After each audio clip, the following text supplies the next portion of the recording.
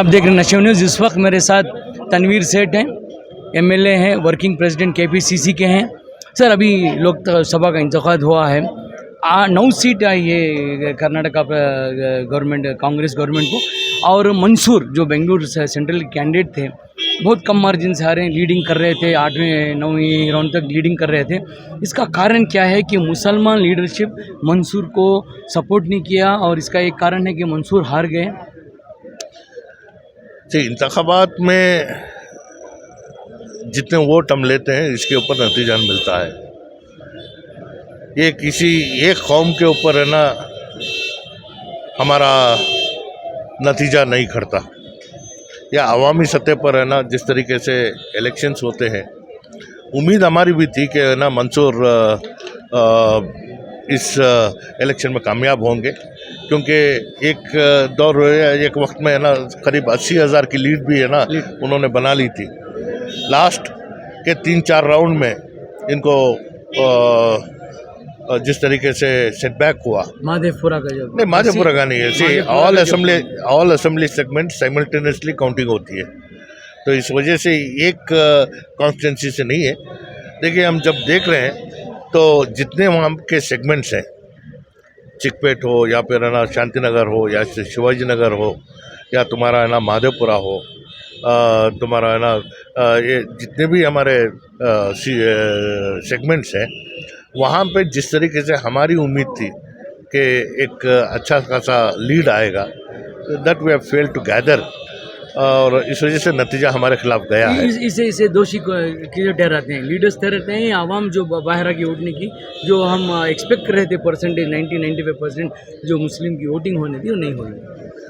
देखिए, हमारी कोशिश ना सिर्फ रियासत कर्नाटक में या फिर है ना बेंगलोर सेंट्रल की एक सीट के ऊपर नहीं थी, पूरे मुल्क में मुसलमान बेदारगी के साथ आज वोट डालने के लिए आगे आया है। लेकिन हमारे एक्सपेक्टेशन के मुताबिक है ना हमारा परसेंटेज 70-72% से ज़्यादा नहीं हुआ, और 30% हमारे मुस्लिम वोट्स पोलिंग करना था तो पोलिंग नहीं हुई। और इसके साथ साथ जैसे आपने बताया कि हमारी उम्मीद 17 से 20 सीट तक है ना रियासत कर्नाटक में थी, जहाँ के हकीकत में हमें सिर्फ 9 सीट मिली।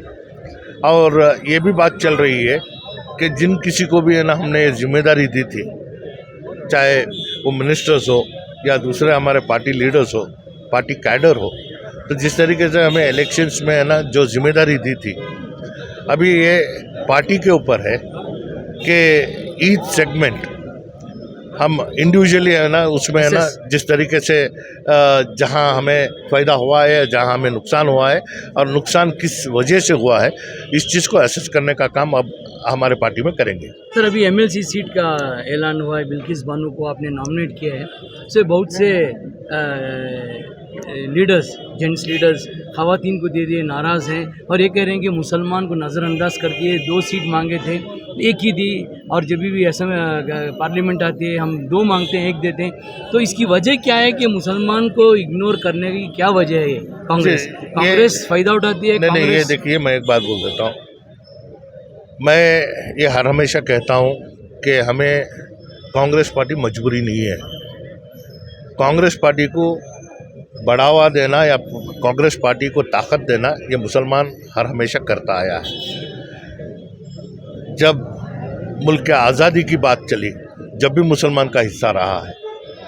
इस वजह से हमें जो मिला है इसका शुक्र अदा करना है, और जो नहीं मिला है हमें बैठकर सही तरीके से एक माहौल बनाकर बहस करना है। या ऐसा नहीं कि है ना सोशल मीडिया में या फिर है ना अखबार के ज़रिए पार्टी के लीडरशिप के ऊपर उंगली उठाई जाए।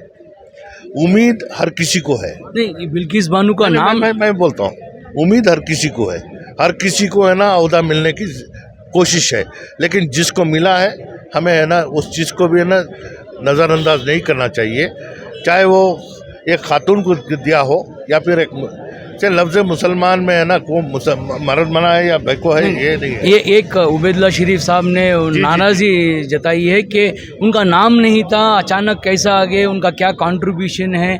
और आप एक वर्किंग प्रेसिडेंट है, सलीम अहमद हैं और नज़ीर अहमद साहब हैं, आप सीएम से इतने करीब हैं, इसके बावजूद आप लोगों ने एक अक़लियतों की बात नहीं रखी, मुसलमानों के लिए बात नहीं रखी।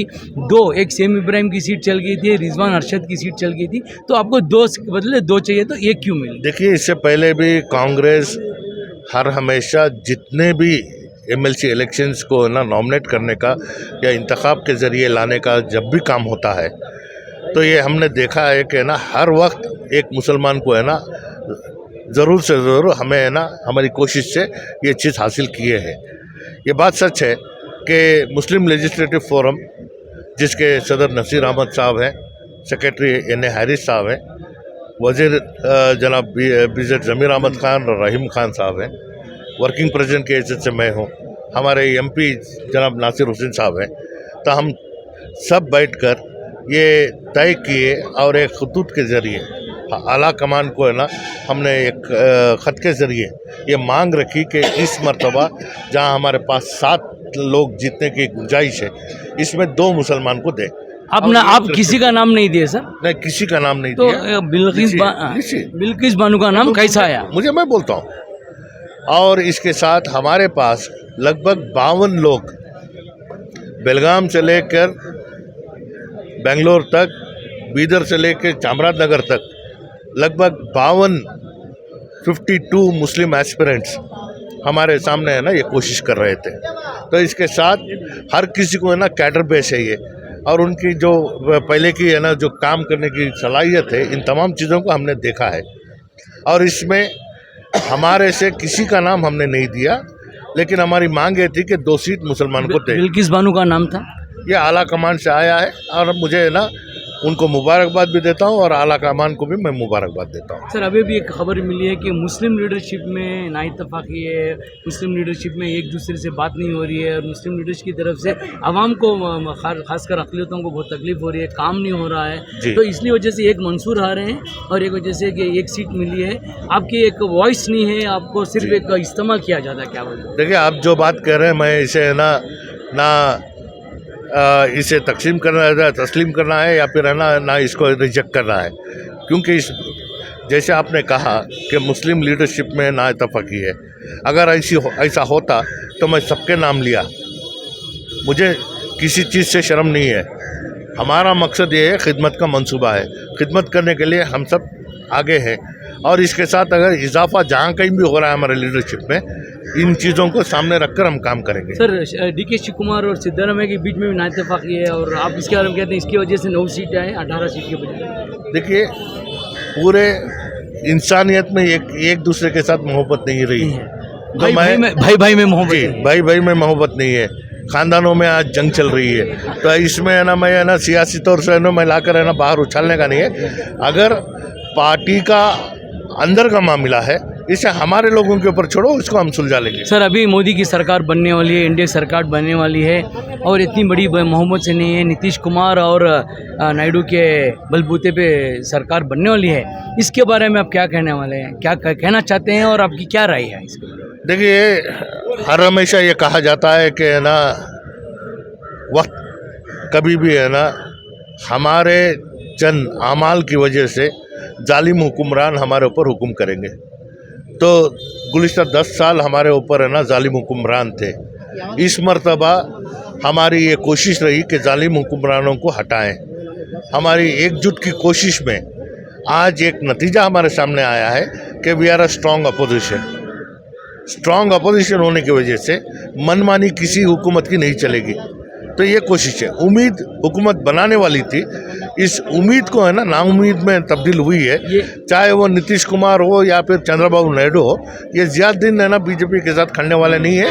और मेरा ये नज़रिया है कि 1-2 साल में है ना मिड टर्म पोल आएंगे। तो आप खुश हैं लोकसभा इंडिया अलायंस की जो एग्जिट पोल्स में जो आया था, नहीं आने वाले, क्या आप उस नतीजे से? देखिए, किसको बढ़ावा देना, किसको गिराना, ये आप लोगों के हाथ में है।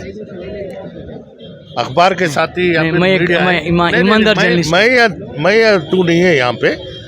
से देखिए, जैसा आपके सामने हर सियासतदान है ना खराब है, तो मैं ये नहीं कह रहा आई एम एक्सेप्शन। तो इस वजह से आज सोशल मीडिया या फिर है ना न्यूज़ चैनल्स या फिर है ना प्रिंट मीडिया आज किसके बलबूते के ऊपर काम कर रही है, और किस तरीके से है ना जो होने वाली चीज़ है उससे पहले है ना आप प्रोजेक्शंस दे देते हैं, तो ये कन्फ्यूजन्स बहुत सारे क्रिएट होते हैं। मुझे इस बात की खुशी है कि राहुल गांधी कश्मीर से कन्याकुमारी तक और नया भारत जोड़ो के इससे लगभग है ना 5000 किलोमीटर पद यात्रा करने के बाद पूरे देश को, पूरे मुल्क को है ना जोड़ने की कोशिश जो की, उससे ये नतीजा हमारे सामने आया है। तसल्ली हो या ना हो, मगर एक तरफ हमें तसल्ली इस बात की है कि वी हैव राइज्ड। आप एक अच्छी बात कहे, राहुल गांधी भारत जोड़ रहे हैं, मुसलमान कब जोड़ते हैं? ये अल्लाह से उम्मीद हम करेंगे, दुआ भी करेंगे कि हमारे आपस की नाइतफाकी बिना वजह जिस तरीके से हम दूरियां हम कायम कर रहे हैं, इन तमाम चीज़ों को मद्देनज़र रखते हुए मैं अल्लाह से दुआ करता हूं कि ना हमें हमारे मकसद के लिए लड़ना चाहिए आपस में। हम मेरे लिए ज़ाती मसला नहीं है, ये कौम का जहाँ मसला आता है तो हमें एक होकर काम करना है। तनवीर सेठ साहब का बहुत अच्छा कहना है कि आपस में जो मुसलमान लड़ रहे हैं हम एकजुट होना है, और कांग्रेस के जितने भी मुसलमान हैं और लीडर्स वो एक हैं कि कहीं हमारे इसमें लड़ाई झगड़ा नहीं है, हम एक मिलकर जुटकर काम करना चाहिए। मैं रिजवान असद, नशेमन न्यूज़।